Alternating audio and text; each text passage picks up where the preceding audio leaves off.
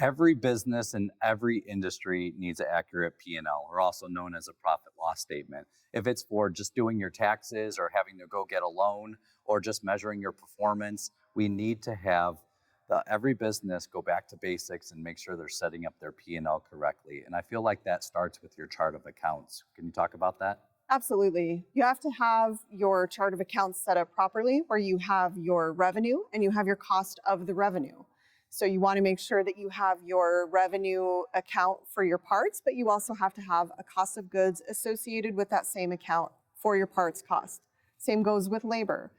Any technicians or person that touches the cars, technically part of creating what it is that you were selling, which in our case is vehicle repairs, and would go into your labor category for sales and your labor category for parts of goods. So going back to basics, revenue minus cost of goods equals gross profit.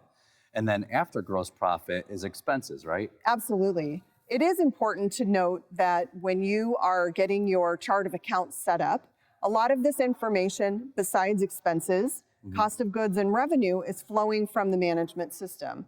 And it's important, and an important tip to take away today is to contact your management system, have them re-review all of your mapping and make sure that everything is mapping to the proper accounts.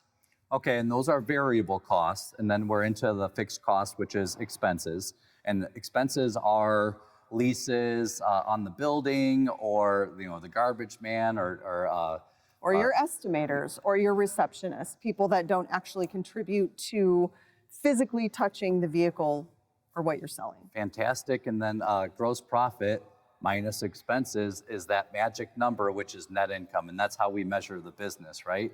And I think that's the important thing, is when you go back to the basics and really analyze how your P&L is set up, you're going to be able to get some much accurate numbers and manage your business better. If you found today's tip helpful, please hit the thumbs up, subscribe to the channel, and share the video. Comment below for any future suggestions. These videos are made possible by SCRS.